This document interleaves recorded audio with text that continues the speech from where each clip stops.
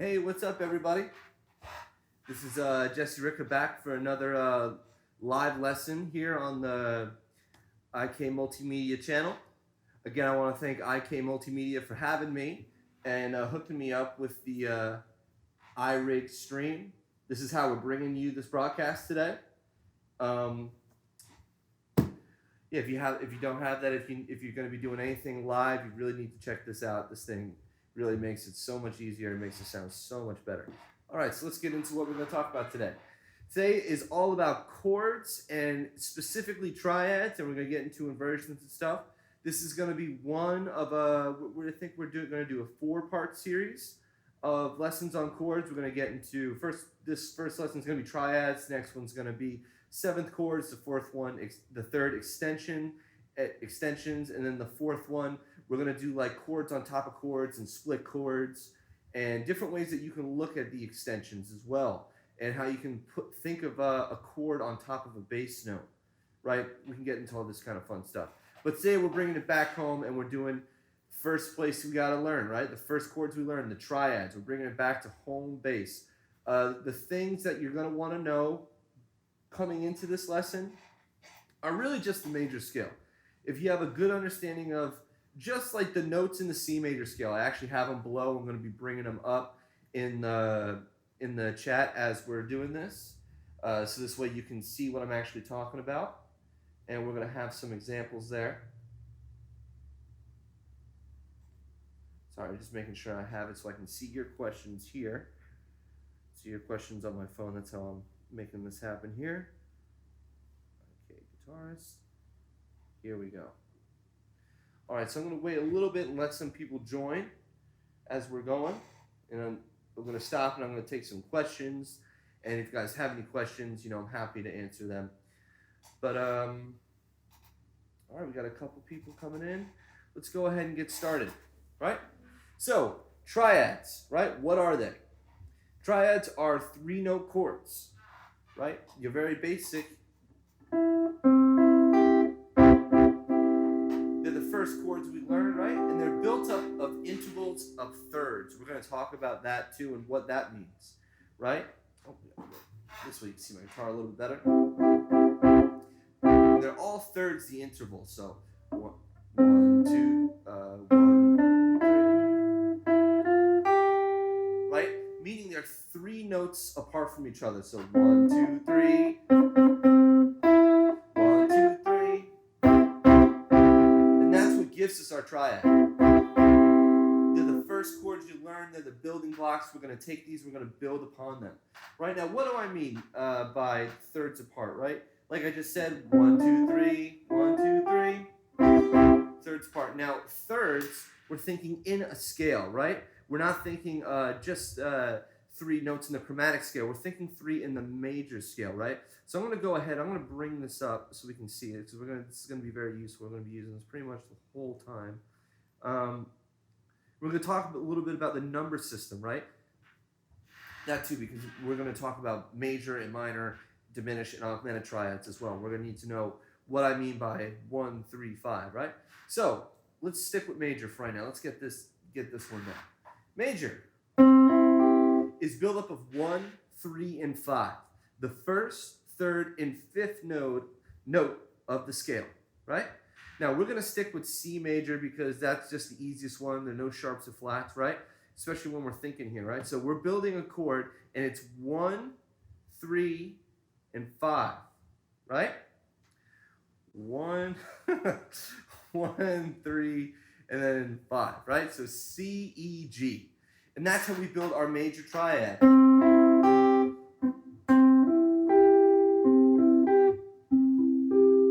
Right?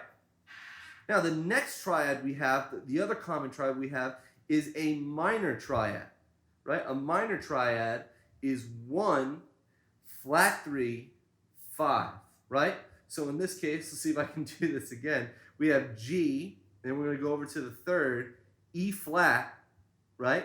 So we're going to flat the third. So this now becomes E flat, and then we have G. So when we're on the guitar, I'm going to hold it up so it's above the thing, right? We're going to stick with this first string set for most of this, just because we're jumping all over the place. It's really going to be hard, right? So here was our original major.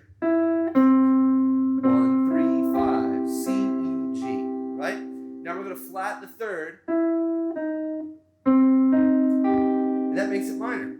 When I'm teaching the young kids how to do this, right, a lot of times I talk about the different emotions you feel when you hear it, right? Pretty happy emotion. Everyone calls this one sad, dark, whatever you want, right? That's what music is all about, expressing different things, right? So let's keep it going. The next triad we're going to talk about is diminished, right? Now, diminished has a different sequence, right? So it's actually 1 flat third, flat 5. So in the key is C, we're going to do everything in C, because it's the easiest to think, right? So we would have C, right? Then you have E flat, right? Because we have a flat third, right? And then we have G, right? G flat. So your triad, we did major, flat the third, got minor, we're going to flat the 5, we have diminished.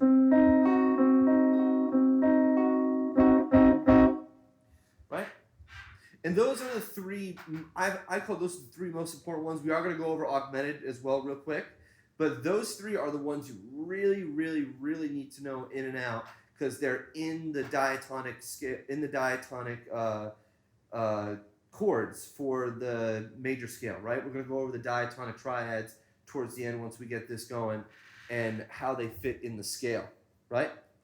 Last one we have, and remember this one isn't going to be as crucial until we get a little bit more advanced in music. You're really not going to see this one as common until you really start to play more and know more theory. But we're going to go over it anyways because it's important. It's an important triad, right? So we're going to do augmented. Now, augmented is a major triad with a sharp 5, right? So we have, let me get over to this out here. We have C, right?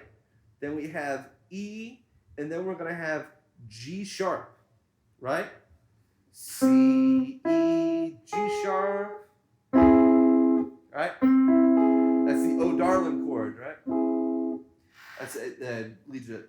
Oh darling. Right, whoop.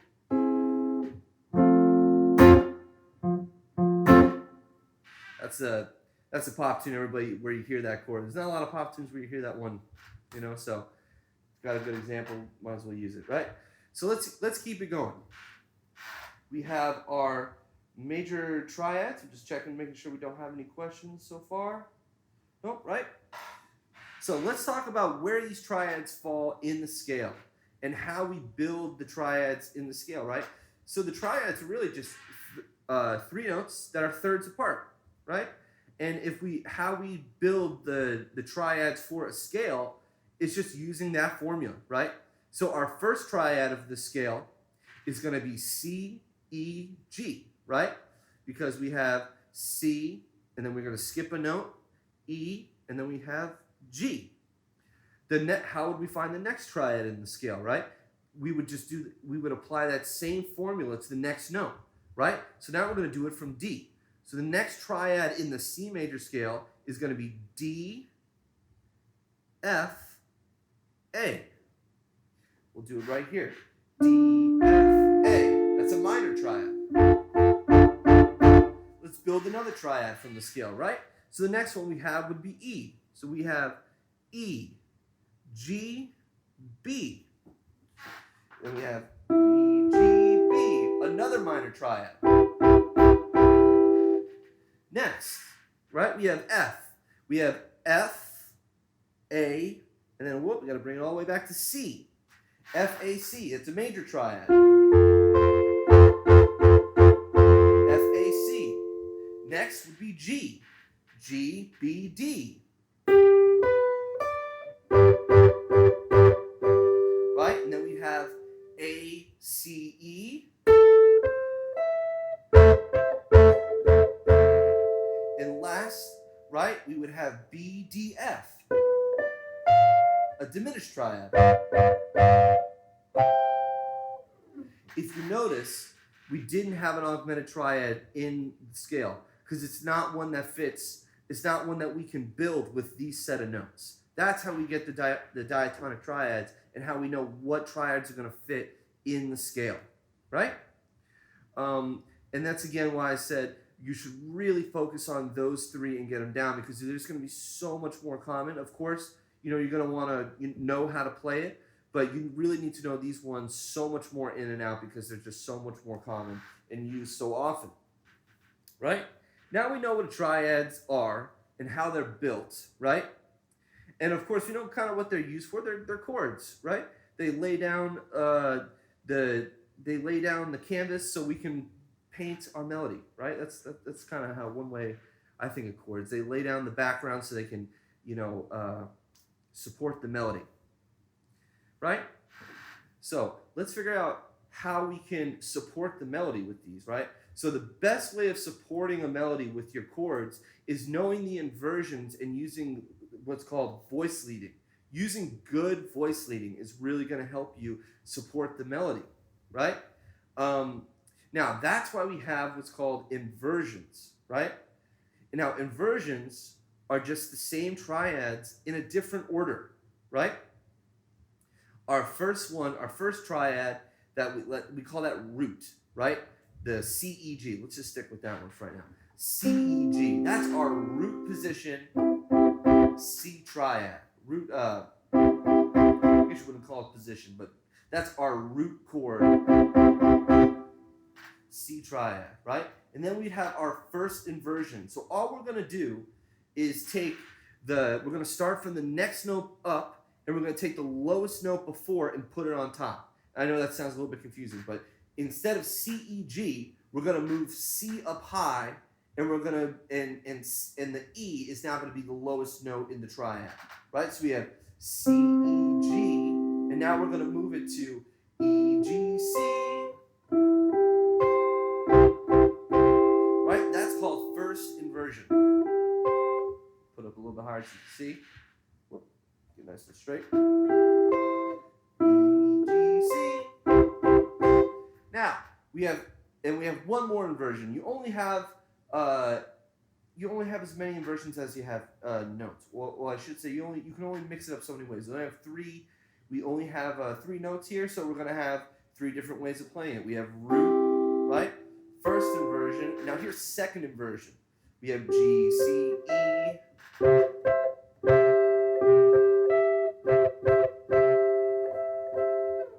Right? G, C, E. And we just did the same thing. So we had E, G, C before, so now we're going to move the E up high, the C is in the middle, and the G is in the bottom. So now your notes are G, C, E. Now, you're going, man, I know those chords already, I can strum them down, why do I need to know all these inversions and stuff, right? So the best reason to knowing your inversions, so when you come across progression, we can use what's called the good voice leading I was talking about before. Let's take a really basic progression. One you would probably see pretty often. Let's do C, G, F, right? 1, 5, 4. You might see that one.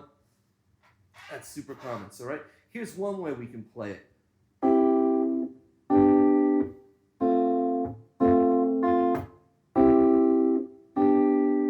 Alright? And that's going to give you a different sound, because we're going to change the top notes then when I go to the next way of playing it, right?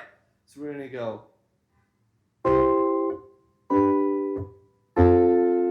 Right? Same chords, but now this is based off a different inversion. So first we had C, E, G, root position, and then we had first inversion G, first inversion F.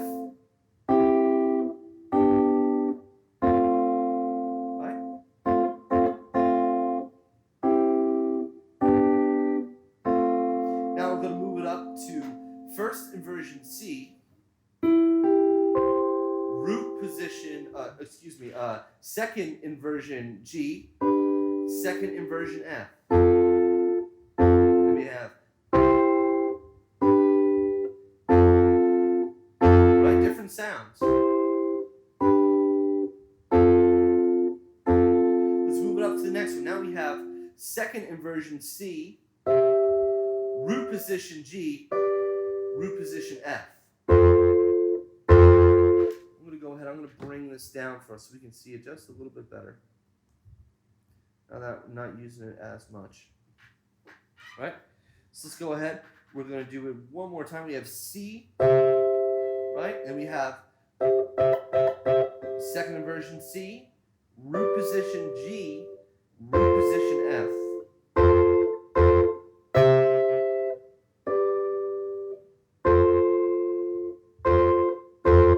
Right? Click that off. There we go.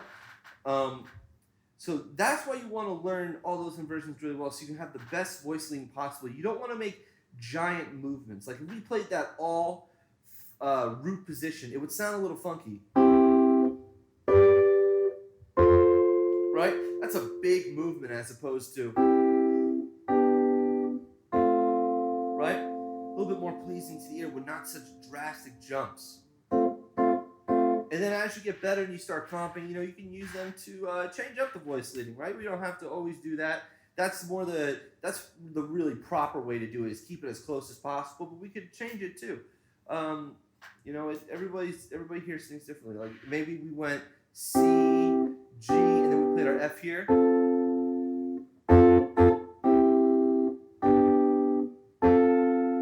Right? Maybe we're trying to guide the singer a little bit. She needs to get to that A note, and maybe it's buried in this F chord a little bit because it's a little too low for her. A little low for her to hear, so maybe she wants it up there.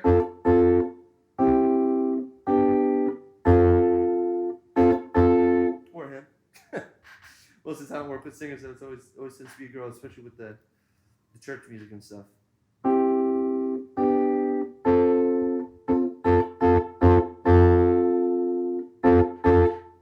All right. So let's keep it moving here. What's another progression we can kind of mess with here? Another common one that we can use to work our inversions, right? This is a great way to practice them. You're gonna really know them if you can go through them in different progressions and play them in all three places. That's the best way to practice it, right? Of course, get each one down going through the diatonic chords, right?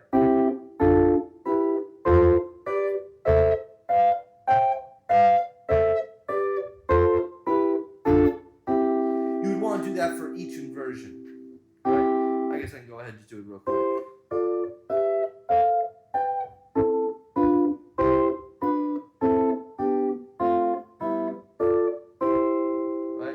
Last but not least, second. Oh.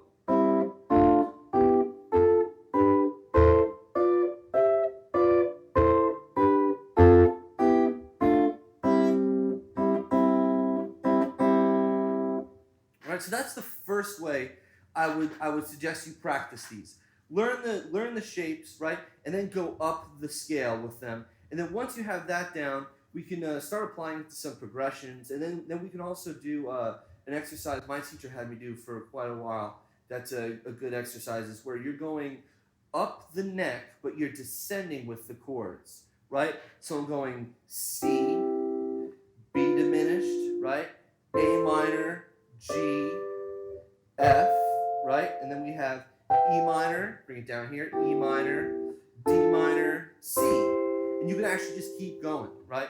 C, B diminished, A minor, G, then we have bring an F down here, F, E minor, D, C, and last but not least, we'll do it here. So we have C, bring it back here for B diminished, and we have A minor, right, G, F, E minor, D minor, then we're back to root position C. Great exercise. If you can do that well and you add some time to it, you're going to really know your triads, right? And of course, you know, you can apply these to each string set. I'm not going to do that because otherwise this lesson would be crazy long. But, you know, you can. Right? So on and so forth. And you go through all the string sets. That's the best way to practice this. Go through, get it down on one string set really well, move to the next, move on. There's really only, you know, 2, 3, 4 of them. Right? So just going to check if we have any questions here. We are on a live feed.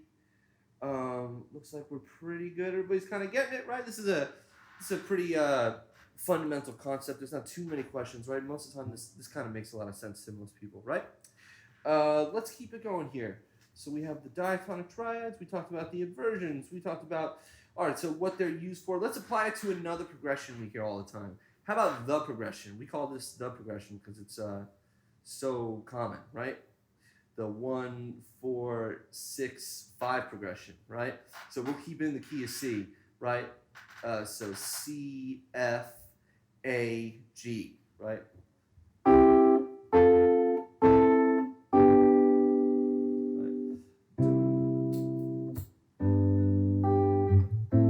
Oh, it's actually 1, 5, 6, 4. That's what it is. Sorry. The progression 1, 5, 6, 4. 1, 5, 6, 4. Right? So C, G, A minor, F. We're going to take that through all the inversions. All right? So let's start with C on our root position C, or root chord C, I should say. So we're going to go C, G, A minor, F, C, G, A minor, F. Notice I'm making small movements, and I'm in the voice leading is descending, right? So